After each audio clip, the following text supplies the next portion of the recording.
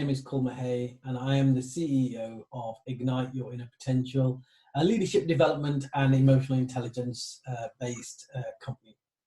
So what we do, we help create emotionally intelligent leaders in all sorts of organizations, but currently our focus has been taken away to focus specifically on the challenges that many leaders and staff are experiencing through the coronavirus COVID-19 situation. So you may be a manager right now or a leader that has got their own personal challenges in terms of your loved ones around you, the worry for your own health, and the isolation that you're going through. So you also have your own challenges. But on top of that, as a leader, you will have challenges, no doubt, of your staff. The challenges in terms of maintaining the enthusiasm, the dedication and the commitment and the level of happiness for your staff, and also the challenges as a manager to make sure that they're being productive and that you are still being able to move your area of business forward. These are unique times that we're all going through right now. They're unprecedented. They've never been done before, and they've never been experienced or tested before. So we are all learning together. Many people that I work with now, I see as rising through these challenges and thriving through lockdown. Whereas other people are sticking either to age-old ways of doing things and struggling and getting really frustrated and stressed as to why they're not working for them right now. Well, one of the first things I would say is our mental attitude is so very important. Our environment, the environment that we create around us and the environment that your staff, your teams are creating around you is so fundamentally important. We as leaders need to step up at this incredible time that we're all going through to make sure that everyone's mindset is at the very, very best that it can be. Because it's a healthy mind that can contribute towards having a healthy outlook in life and a healthy body. So I want to share with you today 7 steps that anybody can use that are equally important to yourself as a leader, as a manager, and they are important to the person next door who may be a member of your staff or may just be any other person going through exactly the same experience. So I have a PowerPoint here that I'm just going to talk through. There aren't many slides, so I'm not going to stress you out with too much PowerPoint. There's too many PowerPoint slides for you. I'm going to talk about self-leadership through isolation. Self-leadership and how to thrive through this incredible time of being imprisoned in our own homes, maybe even in somebody else's home, maybe even being in a foreign country and you can't get back into your own country. These are the real challenges affecting so many people. I myself have my mother-in-law who is stranded in India at this moment in time. She should actually have been back last week, and she's been frantically trying to find a flight back, and she's been told that the earliest that she can get back now is mid-April. Many of you will be just like me. You'll be stuck in your houses right now. You can't go to visit your loved ones. Maybe you have grown-up children and grandchildren, and you can't visit them. Maybe you have parents that you can't go and visit, your siblings, your best friends, and of course your workplaces, which, the strange thing is we moan about our workplaces very often whilst we're there, but now everybody is realizing that they need that workplace, that interaction with other human beings to survive.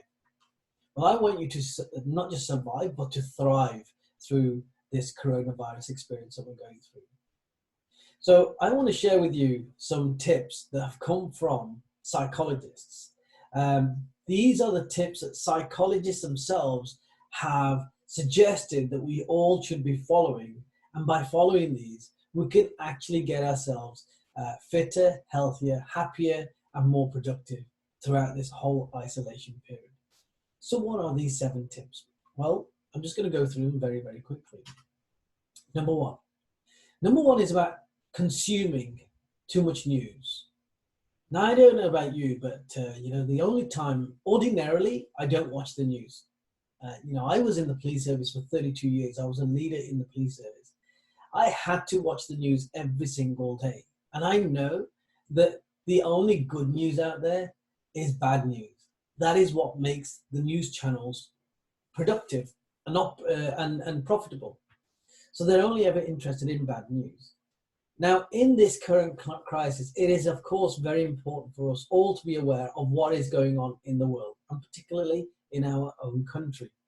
Mainstream news, that is when where we're going to get probably the best information as to what we need to do next and what the next steps might be from a governmental, societal point of view. So of course you need to watch the news to stay on track with everything that's going on. But how much news do you watch? See, I watch the news for maybe 10 to 15 minutes every single day.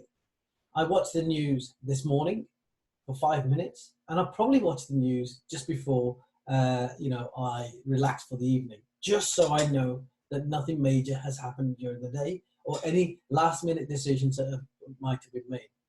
However, there will be people out there who are simply addicted to the news. They are sitting in front of their televisions, radios, or maybe on their social media, and they are constantly consuming this bad news. And the problem with that is that we can now get ourselves into very much a focal vision. We see nothing else but the darkness around coronavirus. We see nothing else apart from the danger that everyone is talking about. We forget and lose sight of all the other great things that are happening around us as well. We forget to appreciate things. So what we end up doing is training our brain to get into a mindset of fear. And when you are in a fearful state, you become very focused in your state. You focus on that which you are most fearful from.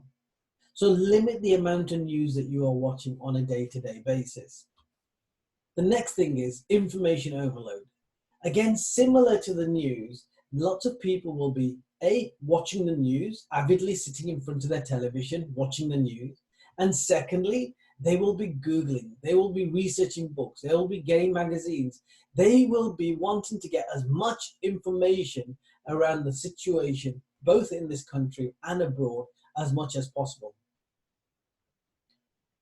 The problem with that is that you end up like this guy here. You end up with so much information inside you that your brain literally feels like it's going to explode. And of course, similar to the news, you end up with only one set of information, one issue in your mind that pervades your mind, that goes around in a cycle over and over and over again. And that cycle is an unhealthy cycle for you. So stop searching online for more information. What we're doing by doing that is we're getting ourselves into this incredibly fearful mindset. And of course, we can't think beyond the incredible amount of news that we've surrounded ourselves by. And by doing that, we actually end up weakening our own mental state. Avoid sending fatalistic messaging. Now, I don't know about you, but I have seen on my social media so many people out there who are the armchair politicians complaining that everything is being done wrong, that we're not doing it quick enough, that we're not doing it in the right way, that we're only looking after the elite or the privileged.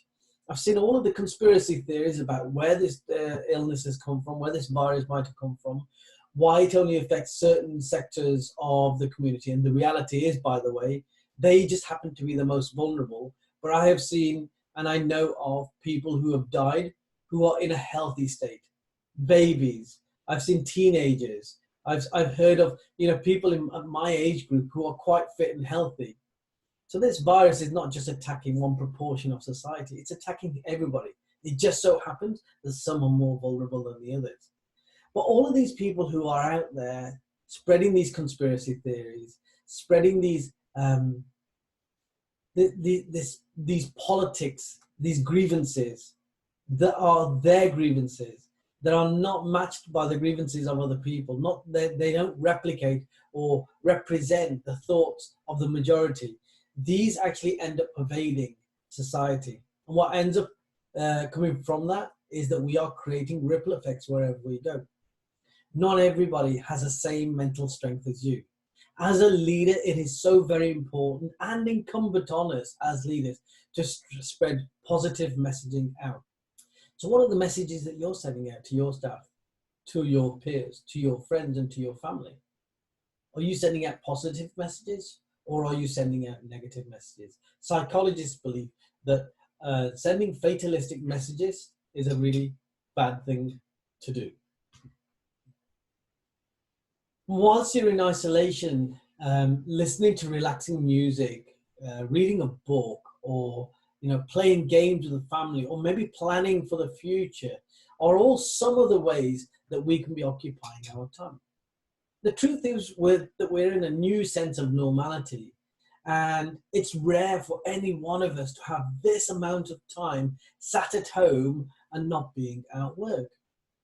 For many of us, this is so unique that we just don't spend this amount of time with our loved ones. So we forget and we neglect ourselves to a large degree because we're constantly on this hamster wheel running around. Well, here we are. We're off the hamster wheel. So what could we possibly do to actually internalize and think about how we can improve ourselves? Maybe practice meditation. Maybe do those things around the house that you've always wanted to do, that DIY project, maybe the garden. Number 5, isolate yourself and follow the hygiene guidance. We have been told that fundamentally, the only way that we are actually going to stop the spread of this virus is by isolating ourselves. The messaging and the communication has been so fundamentally clear. And now it is our responsibility to put it into practice. It's as simple as that.